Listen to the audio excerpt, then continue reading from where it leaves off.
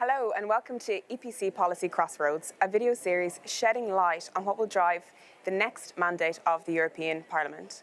In this episode, we'll discuss societal resilience, the well-being economy, and the need for a more holistic approach to policy making. The ongoing perma-crisis has demonstrated the importance of societal resilience. It has also highlighted the interconnectedness between policy areas such as health, the economy, the environment, industrial policies, and social policies more broadly. This highlights the need for a more transdisciplinary approach to policy making.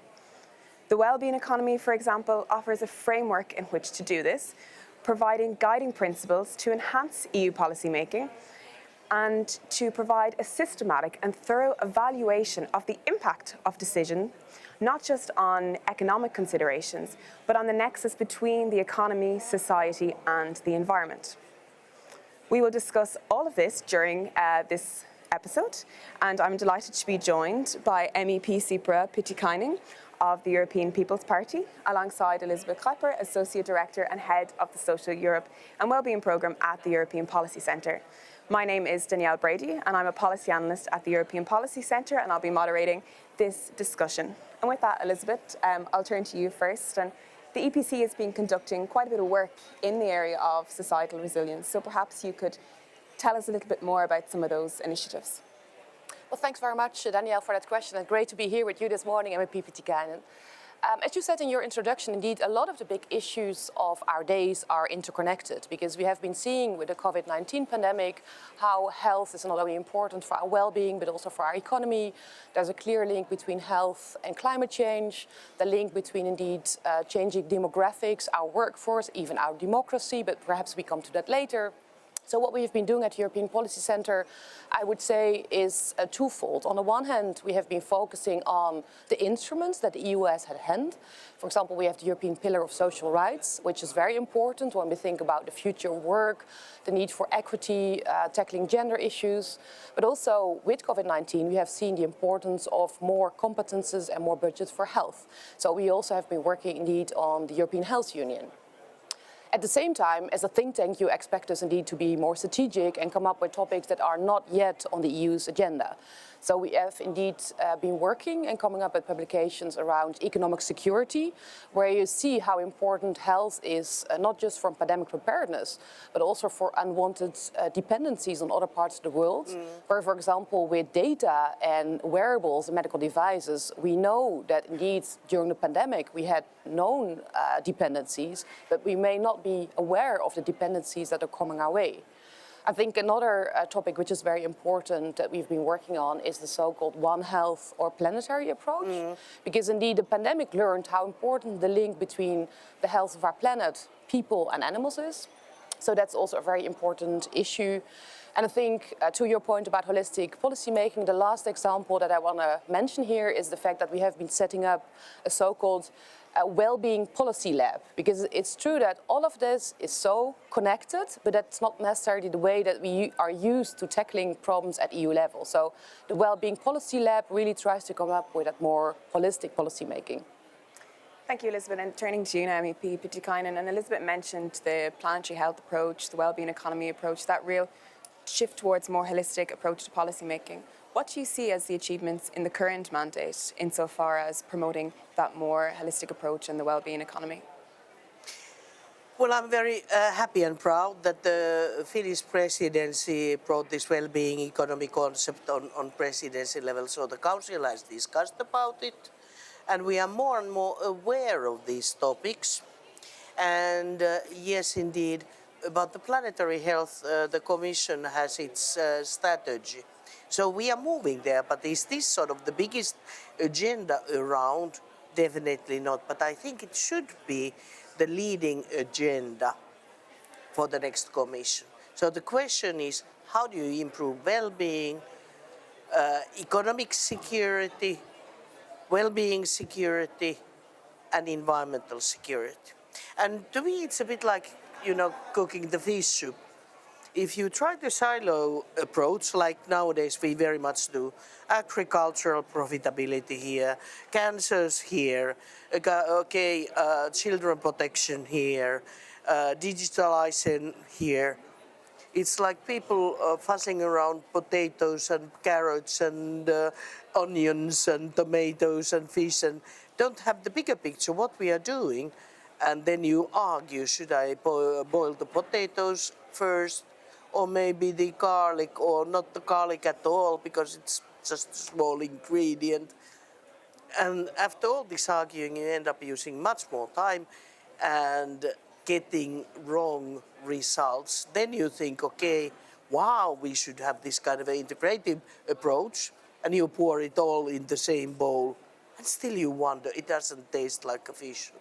But if you have this broader picture, and to me it is this well-being economy, then it is easier to figure out how you do it.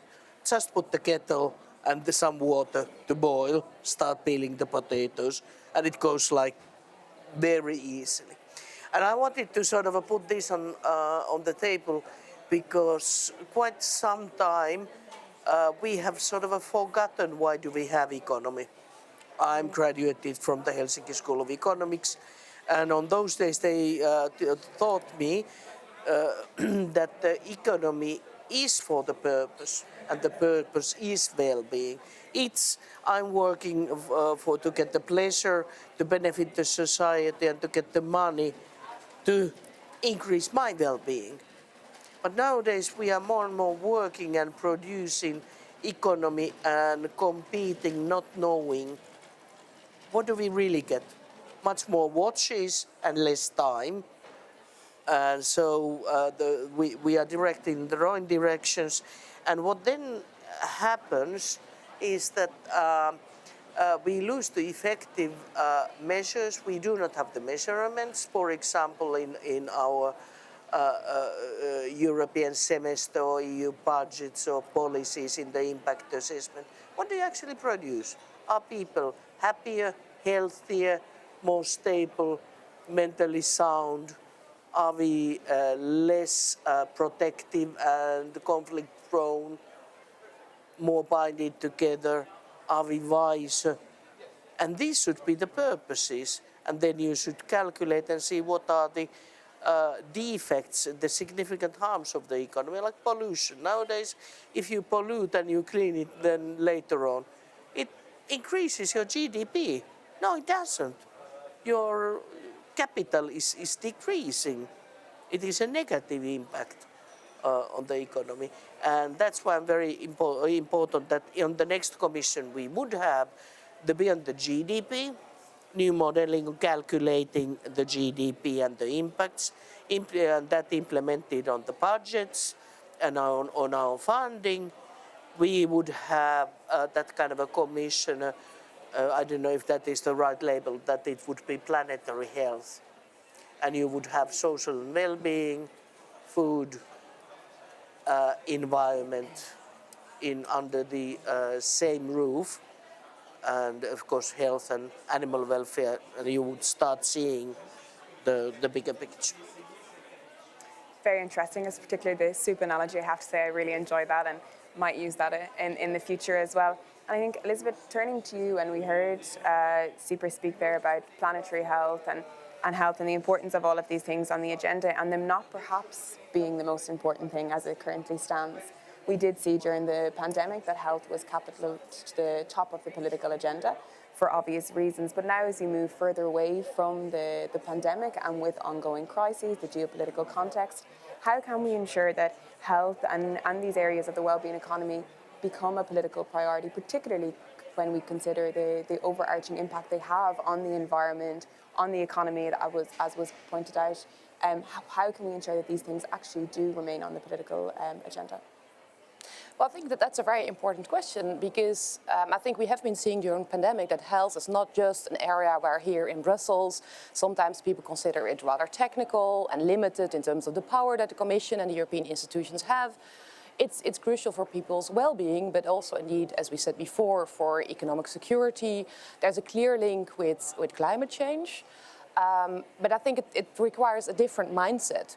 I think it lies in what Sirpa said about the fact that not everything can be measured just in terms of GDP levels. We need to come up with a much more holistic approach where we do not only look at health, but I think the same goes for education and things like upskilling and reskilling, where we see with the current green and digital transition that people are feeling left behind. And again, if we do not take that into account, then I think we leave out a very important part of the picture, which I think is very important to mention in election year. Because if people feel left behind, they may make certain political choices. And I think then you also see how important indeed the inclusiveness of all these policies are also for our democracies.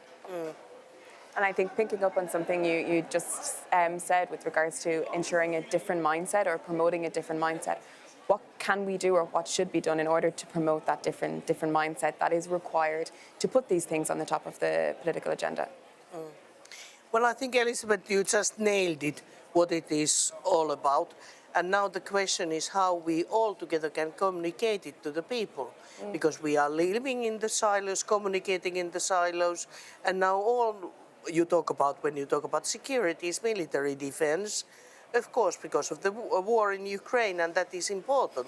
But this is not the only thing. You need to be doing all these other things, and you would need to see how they are interconnected. And what I hope that we all could do together is to activate those people that do not think to vote because they feel left out, estranged, or that the EU actually is not for them. To convey the message that yes, it can be yours. It can be all boys and girls, grandmas and pas, best friend. But it doesn't happen by itself. They are not this kind of a governing EU laws that we have to be talking about this and that. We can together change our budgets, funding, policy agendas, commission working programs, improving quality of life, and then sort of create the ownership for the people, for the process and EU. Communication is obviously very important in getting people on board as well, because these changes don't happen without societal buy-in as well as political buy-in. So I think that it's very important to remember. But Elizabeth, for you, what would be the one thing or the couple of things perhaps in terms of action that is needed in the next mandate to really further this approach of a more holistic approach to policy making, to push a transdisciplinary approach? What would for you would be the action that is needed? Well, I think based on the fact that we said that we need a different mindset, I think we also need to organize ourselves in a different way.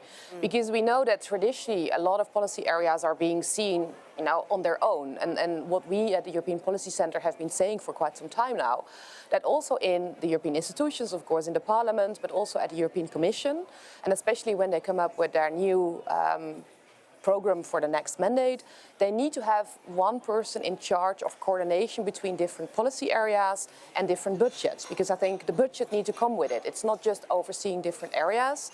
And we call that person a vice president for the WellBeing Economy. And I think the principle is very important. And again, the fact indeed it needs to come with a budget. We have been seeing that the European semester, which may sound technical for voters outside of Brussels, but it started as a fiscal instrument. And indeed, it had a strong economic focus for that reason. And indeed, if we refine more what it focuses on, and indeed includes issues like health and well-being, also the future of work and the quality of work, and all these different indicators that go beyond GDP, then indeed such a vice president for the well-being economy could oversee that. And I think that is needed because in a time, because Sirpa, you referred to, for example, the war in Ukraine and the importance of spending on defense and security. We are in a time where we face difficult trade-offs and where probably from a political perspective, choices will need to be made between different budgets. Are we going to invest in defense, or are we going to invest in health or social issues? And I think therefore also we need to really look at the output of what we want to achieve with our investments. Because again, probably we will not get higher budget. So if we're going to spend, we really need to spend wisely. And if we integrate it in the structure of how the EU institutions work, hopefully that will be a start for a shift in the mindset. I'm going to pose that question to you also. For you, what do you see as the key actions that need to be taken in the next mandate to push forward with this agenda, to really get that more holistic approach towards policy making at the EU level?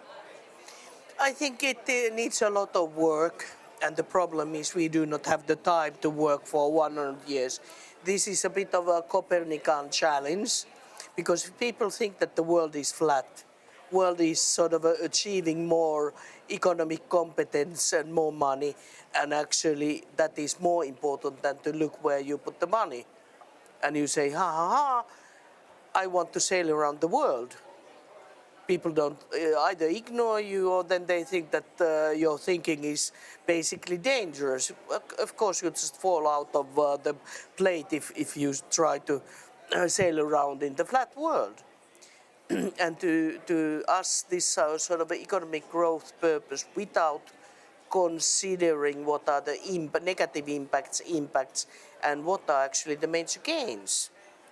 It is left over and left out, and we need to bring it back to the politics and political debate, and it doesn't happen in a second, because if this kind of an understanding of the role of economy and well-being is not opened, and plus why the EU in Earth should be doing anything in here, you are just sort of an advocating sailing around the world, when the others say, no, the competitiveness, we have to cut budgets and we have to support. By the way, the support was biggest ever globally for the fossil fuels, because it's hard and the prices are going up, and you need to support people by that. No, you need to improve the energy efficiency, and you need to provide them solar panels. And so you are doing wrong things, and you're wasting quite a lot of money, because running fast but to the wrong direction actually doesn't help. And how do you open up and say, look, now, stop, think, try. How could we actually refigure the things? And this should be a big political process. And I guess you mentioned quite a lot about the Commission, how to reorganize. I'm fully on the same line. But how do you reorganize Parliament and its committee structures? We would need to be doing the same. And how on earth are you going to restructure the ministries in member states? Why do we have such a sort of a one-sided agricultural debate? It should be actually divided, that the food is food, and it is food security, and it's health politics. And then the production is like, in general, industry is competitiveness, where you need to debate and think whom you subsidize and how much, because you need to be prepared. But it is not the sports equipment sellers that are having a commission and ministry and deciding about what kind of a sports you should be doing, because then of course if I sell shoes, I think that anything that is linked to walking or running or hiking is a good idea, but not maybe gym or something else where you don't need that much of shoes. That's a real clear example of how everything is interconnected. You know, how the industry, you know, creating those shoes are connected to health, but which in turn is connected to the environment in terms of, are people, you know, pursuing outdoor activities, or is it more indoor, and implications that all has as well. So it's so overarching and touches on nearly all facets of society. And maybe picking up on something you said there as well, is that the need to break beyond the silos that we're so used to seeing in policy making, and perhaps key to that is political will. And without political will, it seems somewhat difficult to achieve this. But how do you garner that political will, particularly considering the political situation across Europe at the moment, perhaps? How do you see garnering that political will as we move towards the next mandate? Well, what gives me courage always is what I call the Polish wand. The Poland was going to the wrong direction pretty fastly, as we can remember, but they didn't sort of settle for that. What they did is that all those pro-European parties willing to solve problems, defend rule of law and work together, did their own campaigns, but they kept on calling people, and sort of adding more people on the sort of a chain of people calling. And then you just sort of contacted as many people as you could, telling, look, do you really want us to go to the road of Hungary? And if not, then you would need to do this and that. And we should do something alike, and I'm trying to organize the bit in Finland, in all of the member states, because I think that when the figures for voting are pretty low, it's not that the people would be against the EU or against these issues. They just find it complicated, they just find it remote, whoever, whatever Barroso's, what Leiden's, where, what strategic autonomies, doesn't sort of concern me, or then this kind of a belittling attitude, oh, it's too difficult, I can't sort of put my finger on there, how can I make the right choice? Anyway, I'm pro-European, anyway, everything seems to be fairly okay, so probably they'll take care of everything without my contribution. And then people do not see that this outgrowing authoritarian populism and nationalism, it really can destroy our thinking, our cooperation, and our ability to act. And oh boy, then we are in a problem.